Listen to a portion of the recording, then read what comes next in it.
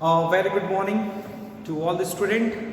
Now in today's video, let's we discuss the practical questions related to the issue of share, forfeiture of the share and the reissue of the share with the oversubscription of the share. And it is a very important question for the multiple choice question point of view, because you know very well in the sample paper which are issued by the CBSE, we can see that a lots of the paragraph based question have been asked. So एक paragraph construct होगा regarding the numerical problem, और उसमें कई तरह के numerical information आपसे पूछे जाएंगे. उसी पे बेस्ड है हमारा क्वेश्चन नंबर 57, जिसे आज हम डिटेल में पूरे इस क्लास में पढ़ेंगे कि कैसे हम step by step over subscription के केस में, फॉरफीचर के केस में, एरियर के केस में, रीइश्यू के केस में और कैपिटल रिजर्व फाइंड आउट करने के लिए कैसे स्टेप बाय स्टेप एंट्रीज की हेल्प से, कैलकुलेशन के बेस से मल्टीपल चॉइस क्वेश्चन के आंसर्स देंगे. So let's we move to the question number 57.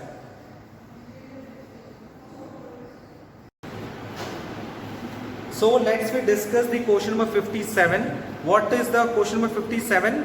Suzuki Limited issued a prospectus inviting application for 60,000 share of rupees 10 each at a premium of 30% payable as follows: on application 3.5, on allotment 5.5, on first call 2 and on second call rupees 2. सो ये introduction part है question number 57 का. Suzuki limited ने कितने share issue किए? 60,000 share, और एक share कितने का है?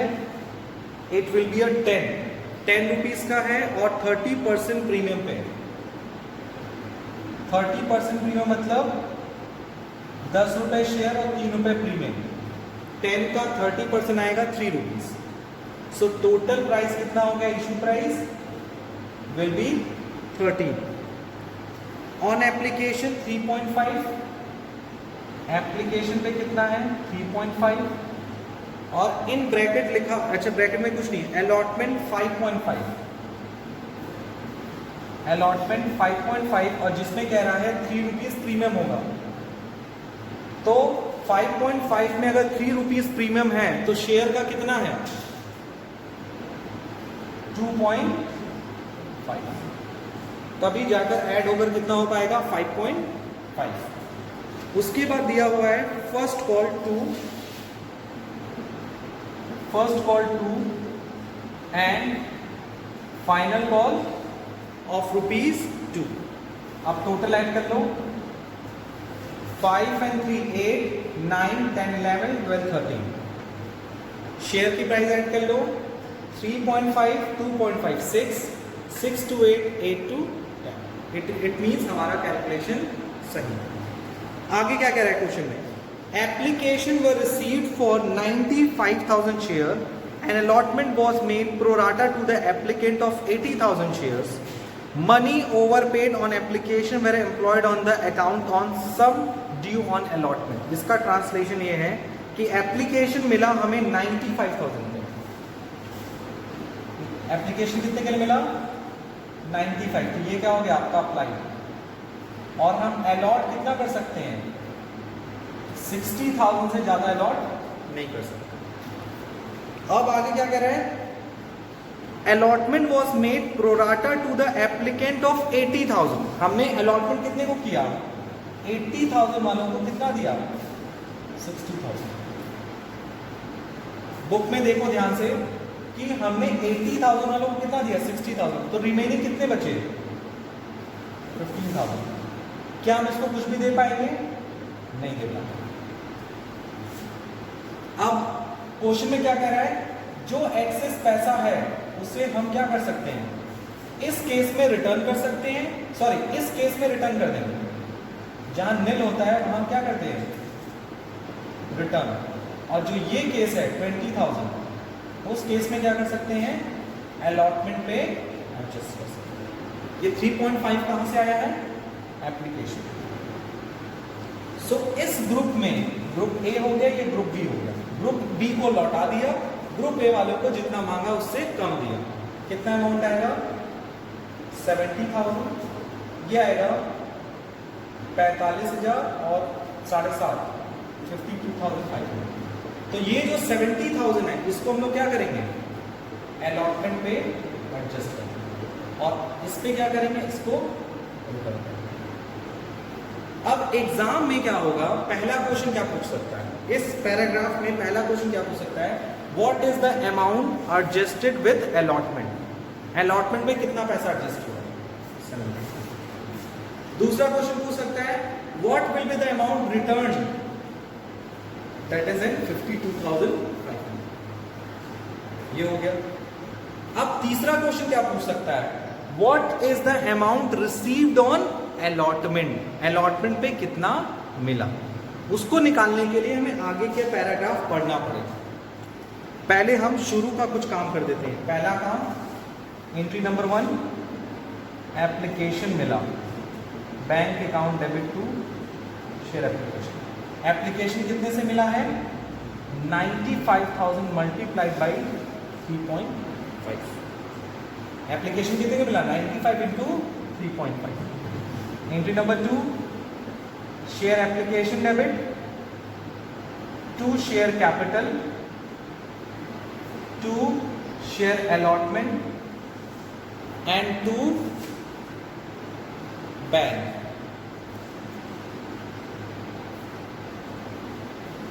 To bank. ये एंट्री यहां क्यों करते हैं, क्योंकि आपको पता है कि इस केस में प्रोराटा भी है और निल भी है। हमने कितना रिटर्न कर दिया है, 52,500। कितना अलॉटमेंट पे एडजस्ट किया है, 70,000। और इसका मल्टीप्लिकेशन कितना है, निकालना पड़ेगा, 95,000 इंटू 3.5। तो ये 1 0 कट गया, 35 0 0 0 0 5 3,32,500। और कैपिटल के सामने कितना लिखते हैं, actual application money. What will be the actual application money, 60,000 multiplied by 5.5। Share capital के सामने क्या लिखेंगे, 60,000 मल्टीप्लाइड बाई 3.5, 2,10,000। आप चाहें तो तीनों को ऐड करके चेक कर सकते हैं कि वो 3,22,500 के बराबर है कि नहीं। So what is the amount received on application, 3,32,500। कितना रिटर्न कर दिया, 52,500। कितना अलॉटमेंट पर एडजस्ट हो गया, 70,000। ये कैलकुलेशन से पता चला। उसके बाद एंट्री नंबर 3 क्या होगी, अलॉटमेंट मांगेंगे।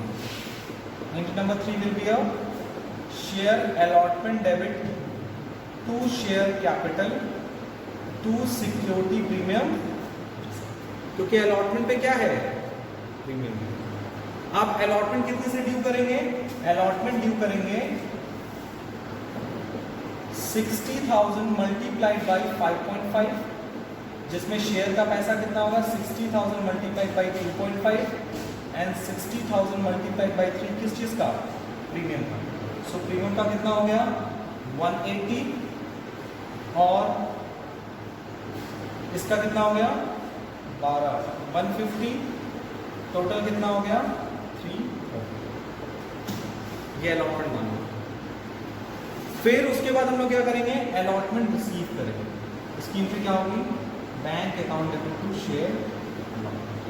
बट उसके लिए नेक्स्ट पैराग्राफ पढ़ना पड़ेगा। अभी हमने कुछ क्वेश्चंस के आंसर फाइंड आउट कर लिया, कितना रिटर्न किया, कितना अलॉटमेंट पे एडजस्ट किया, कितना हमें एप्लीकेशन पे मिला है, ये सब हम लोगों ने भी पहला पार्ट क्लियर किया। क्लियर हुआ।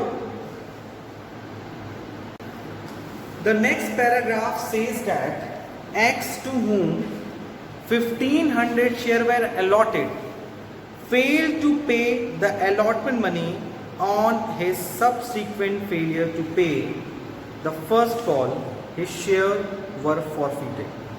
X जिसको 1500 शेयर अलॉट हैं, वो उन्होंने क्या नहीं दिया, अलॉटमेंट मनी नहीं दिया। उसके बाद उन्होंने फर्स्ट कॉल भी नहीं दिया, जिसके कारण उनके शेयर को क्या कर लिया गया, फॉरफीट कर लिया। तो ये क्वेश्चन किस सिचुएशन से रिलेटेड है? Over subscription. और ओवर सब्सक्रिप्शन में आपको पता है कि एक्सेस पैसा किस पे एडजस्ट होता है? अलॉटमेंट। तो हमारा नेक्स्ट काम क्या होगा? एरियर फाइंड आउट करना। क्या फाइंड आउट करना? एरियर।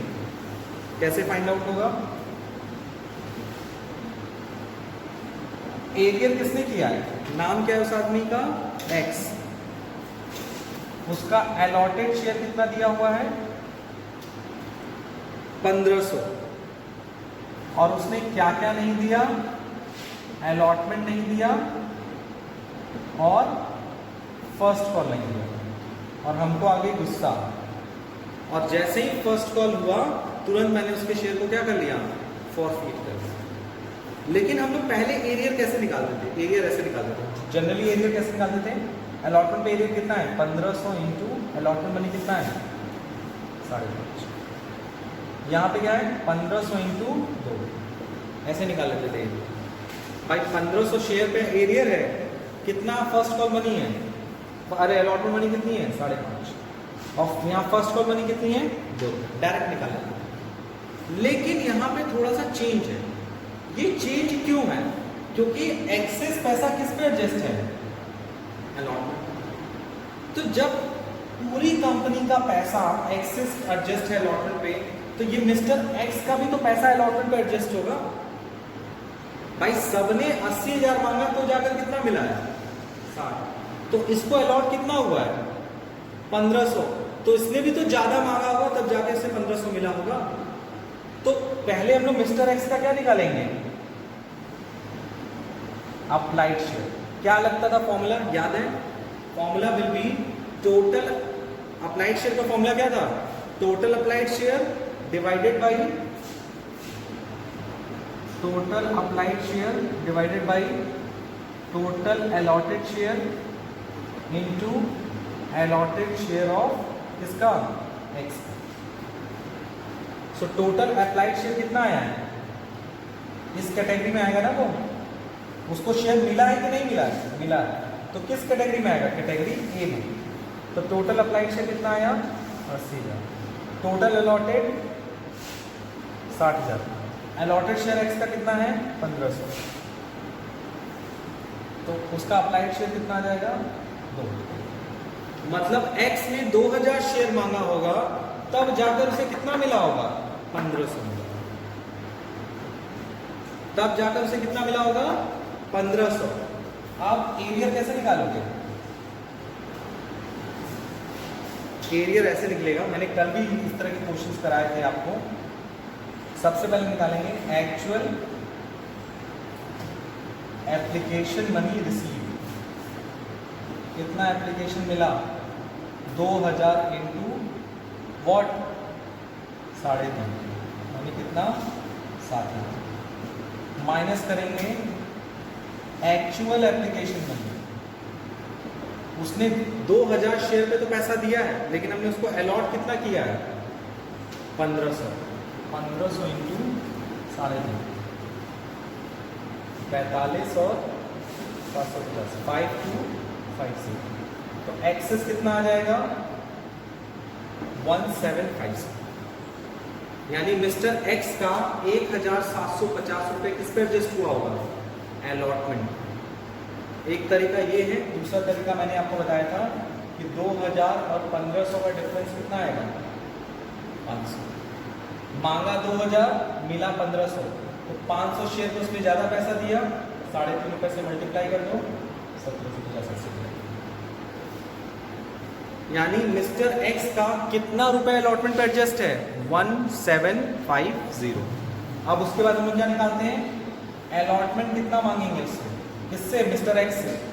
तो मिस्टर एक्स को कितना शेयर दिए? 1500। और अलॉटमेंट मनी कितने से है? 5.5। यानी कितना मांगे होंगे?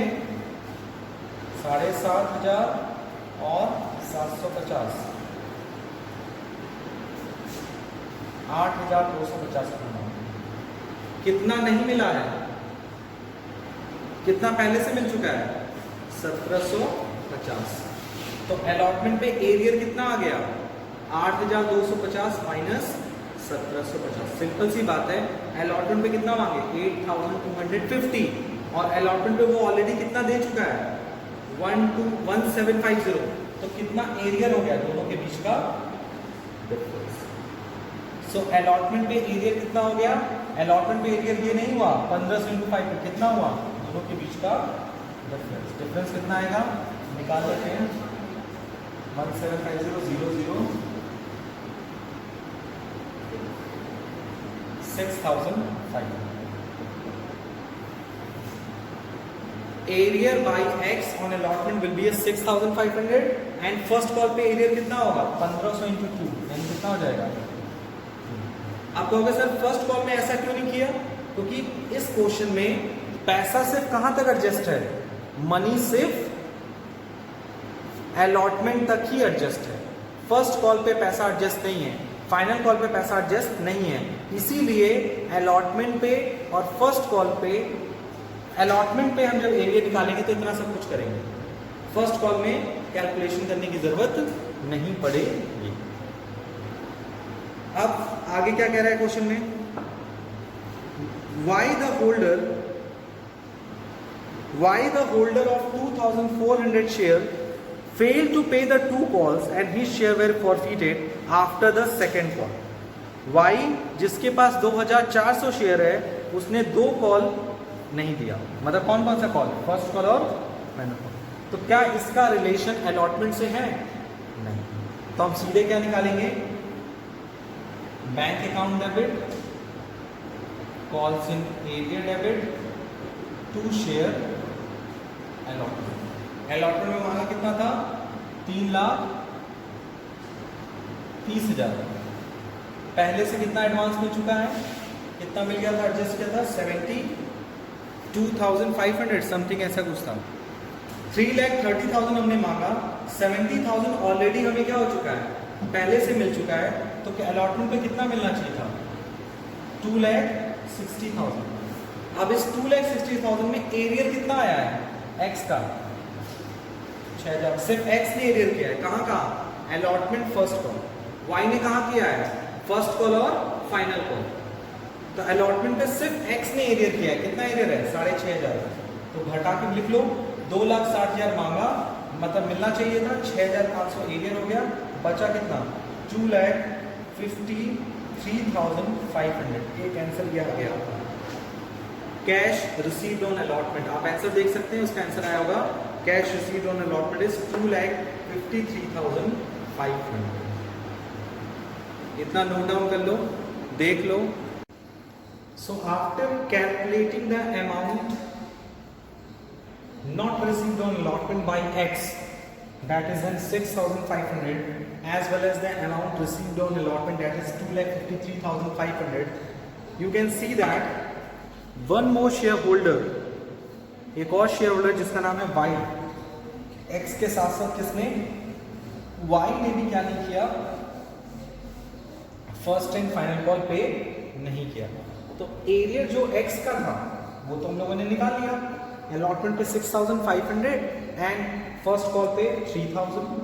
सो जब y का हम एरियर निकालेंगे, किसका एरियर निकालेंगे y का, तो y को according to the question 57 y का अलॉटेड शेयर कितना है 2,400, y का अलॉटेड शेयर है 2,400। इसने क्या नहीं दिया, फर्स्ट कॉल नहीं दिया और फाइनल कॉल नहीं दिया। फर्स्ट कॉल कितने से होगा 2,400 multiply by 2 it is in 4,800 और फाइनल कॉल कितने से होगा 2,402 equals to 4,800। So first and final call जब हम मांगेंगे यानी एंट्री नंबर 4 के बाद जब हम एंट्री नंबर 5 करेंगे तो एंट्री होगी share first call debit to share capital.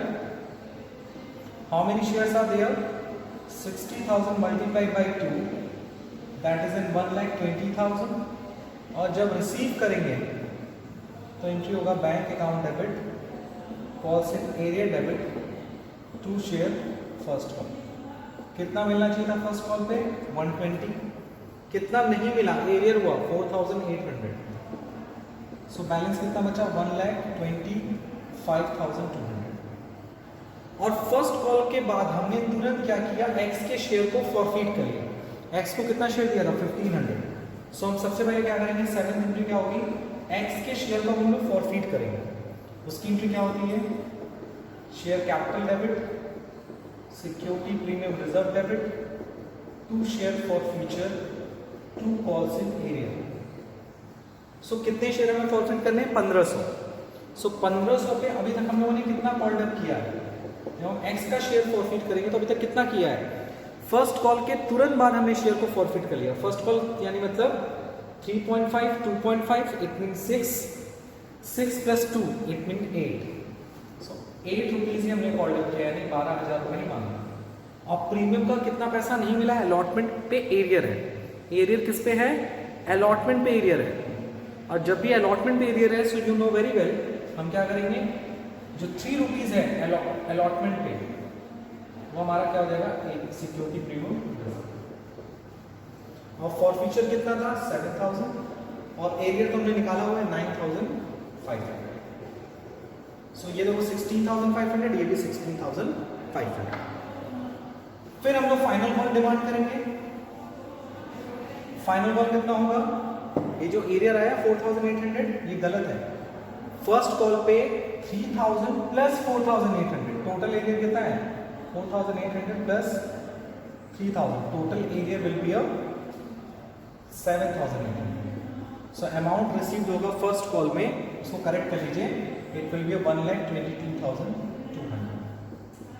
ये भी एमसीक्यू में पूछ सकता है। फिर हम लोग फाइनल कॉल मांगेंगे, एंट्री नंबर 8 के 7 के बाद आएगा entry number 8, share final call debit to share capital. लेकिन जब हम कॉल्ड अप करेंगे तो आपको पता है कि हमने 1500 शेयर क्या कर लिया, फॉरफीट कर लिया। टोटल कितने शेयर थे 60,000। सो 60,000 में हमने 1500 शेयर फॉरफीट कर लिए, तो कितने बचे 58,500। Got it, multiplied by 5 multiplied by 2, it will be a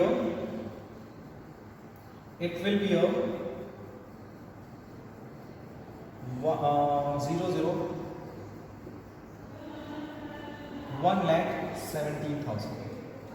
तो जब रिसीव करेंगे तो एंट्री क्या होगी, bank account debit, share calls in arrear debit, to share final call. Final call कितना है 1,17,000 and arrear on final call is 4,800। Allotment पे सिर्फ किसने एरियर किया था, एक्स ने। अलॉटमेंट पे किसने एरियर किया था, एक्स ने। फर्स्ट कॉल पे कितने लोगों ने एरियर किया था, एक्स एंड वाई दोनों ने। और फाइनल कॉल पे किसने एरियर किया था, सिर्फ जेड ने। तो 1,17,000 में 4,800 एरियर हो गया, तो कितना बचा 1,12,200। 1,12,200। और फिर हम लोग y के शेयर को क्या करेंगे, फॉरफीट करेंगे। क्या करेंगे, y के शेयर को फॉरफीट। तो फॉरफीचर की एंट्री क्या होगी y की, क्योंकि हम लोगों ने ये तो कर लिया है, x का एडजस्टमेंट हो चुका है। सो हम लोग क्या करेंगे, एंट्री नंबर 9 के बाद करेंगे एंट्री नंबर 10। तो y का शेयर जब फॉरफीट करेंगे, x नहीं है वो, नंबर 10 है, इसलिए कंफ्यूज मत होइएगा। सो जब शेयर फॉरफीट करेंगे y का, तो कैप उसमें अलॉटमेंट मिल चुका है, इसका मतलब प्रीमियम मिल चुका है। To share forfeiture, to calls in arrear. कितना शेयर फॉरफीट करना है 2,400। पूरा रुपए मांगे, फाइनल कॉल तक मांगे तो पूरा 10 रुपीज मांगे। कितना नहीं मिला है, तो you can see that 9,600 arrear है। 10 रुपीज में से 9,600 एरियर है, तो मिला कितना होगा, डिफरेंस निकाल लेंगे 2,400। और एक शेयर कितने का है, एक शेयर है 10 रुपए का, ठीक है। तो कितना हुआ निकाल देंगे, 4 रुपीज नहीं मिला, 6 रुपीज मिला होगा। 2,400 into 6, 0 0, 14,400 is a amount of forfeiture. So हमने सारी एंट्रीज पास कर ली।